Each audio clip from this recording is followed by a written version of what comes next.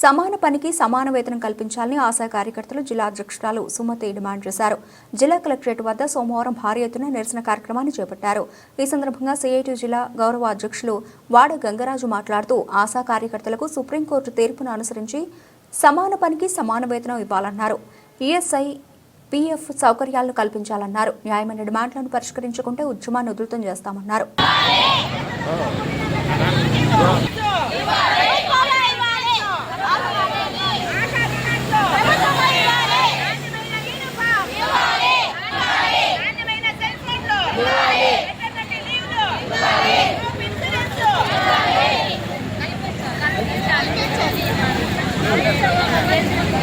వర్ధిల్లాలి ఆశా వర్కర్స్ ఐక్యత, వర్ధిల్లాలి ఆశా వర్కర్ల ఐక్యత. ఆశాలకు ఈఎస్ఐ చేయాలి, ఈఎస్ఐ పిఎఫ్ అమలు చేయాలి, ఈఎస్ఐ పిఎఫ్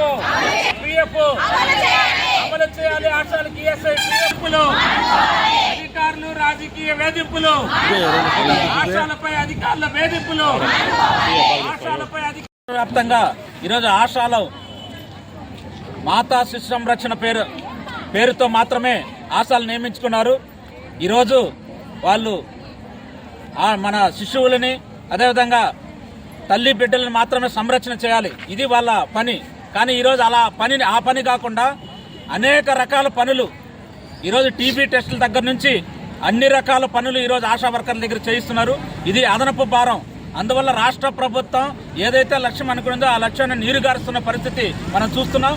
అందువల్ల ఈ రాష్ట్ర ప్రభుత్వం ప్రతిపక్షంలో ఉన్నప్పుడు ఆశా కార్మికుల పోరాటం సందర్భంగా మేము అధికారంలోకి వస్తే ఆశా కార్మికుల మీద పని భారం తగ్గిస్తాం, కనీస వేతనాలు అమలు చేస్తాం, వాళ్ళ పని ఏది ఉందో ఆ పని వరకే చేయిస్తామని చెప్పి స్పష్టమైన హామీ ఇచ్చింది.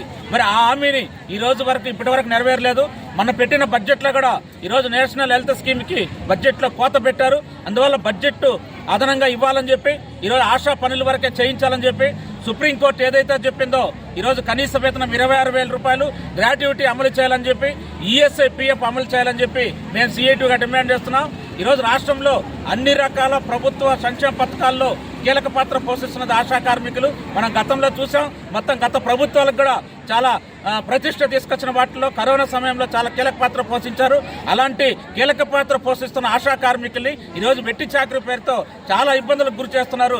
ఇప్పటికే చాలా మంది ఆత్మహత్య చేసుకొని చనిపోయిన పరిస్థితి ఈ రాష్ట్రంలో చూస్తున్నాం. అందువల్ల ఆశా కార్మికుల న్యాయమైన డిమాండ్ల కోసం ఈ రాష్ట్ర ప్రభుత్వం ముందుకు రాకపోతే భవిష్యత్తులో పోరాటాన్ని ఉధృతం చేస్తామని చెప్పి సిఐటికి హెచ్చరిక చేస్తున్నాం. జిల్లా అధ్యక్షురాలు ఈరోజు సిఐటి పిలుపు మేరకు ఆశా వర్కర్లందరూ రాష్ట్ర వ్యాప్తంగా ధర్నా కార్యక్రమాన్ని చేపట్టడం జరిగింది. అది ఎందువల్ల అంటే ముందు ప్రభుత్వం మాకు ఫిబ్రవరి 9వ తేదీ 9 అజెండా పాయింట్ల మీద మాకు మినిట్స్ రూపంలో ఇచ్చింది. దాన్ని ఇంతవరకు జీవో రూపంలో పాస్ చేయడం లేదు. అడుగుతుంటే పాసెస్లో ఉంది, అక్కడుంది, ఇక్కడుంది అని కాలం గడిపేస్తాను ప్రభుత్వము. కాబట్టి ఈరోజు ఆశా వర్కర్లందరూ రోడ్డు మీదకి వచ్చి మా సమస్యల్ని పరిష్కరించుకోవడం కోసం రావడం జరిగింది. అదేమిటంటే ఒకటి, ఆశా వర్కర్లకి వెంటనే వేతనం పెంచాలి. తర్వాత వచ్చిందను ఆశా వర్కర్లకి రికార్డ్స్ అనేది ప్రభుత్వమే ఇస్తామని ఏప్రిల్లోనే మాకు వాగ్దానం చేసింది. ఇంతవరకు రికార్డ్స్ ఇవ్వలేదు. తర్వాత ఆశా వర్కర్లకి గ్రూప్ ఇన్సూరెన్స్ అనేది ఇంతవరకు కల్పించలేదు.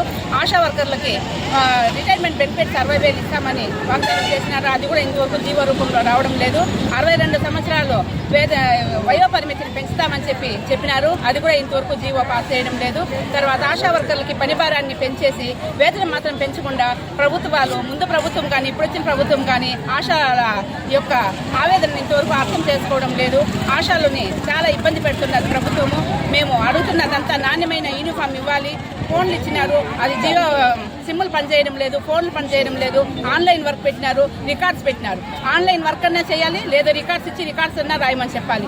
అన్ని 1-2 పనులు పెట్టి పని భారాన్ని పెంచి ఆశా వర్కర్ల దగ్గర చాలా ఇబ్బంది పెట్టి పనులు చేపిస్తున్నారు, వెట్టి చాకరీ చేయిస్తున్నారు. ఆశా వర్కర్ల పని భారాన్ని తట్టుకోలేక చాలా మంది బీపీ షుగర్లతో చనిపోతున్నారు. చనిపోయిన ఆశా వర్కర్లని ఇంతవరకు ఒక ఇన్సూరెన్స్ కానీ మట్టి ఖర్చులు కానీ ప్రభుత్వం ఏ ఒక్క రూపాయి కూడా ఇచ్చి ఇంతవరకు ఆదుకోవడం లేదు. ఆశా వర్కర్ల గ్రూప్ ఇన్సూరెన్స్ వెంటనే కల్పించాలి. ఇప్పుడు రిటైర్మెంట్ అయిన వాళ్ళని మళ్ళా 62 సంవత్సరాల వరకు కొనసాగించాలని ప్రభుత్వంని కోరడం కోసమే మేము ఈరోజు ఈ ధర్నా పోరాటాన్ని చేస్తూ ఉన్నాము.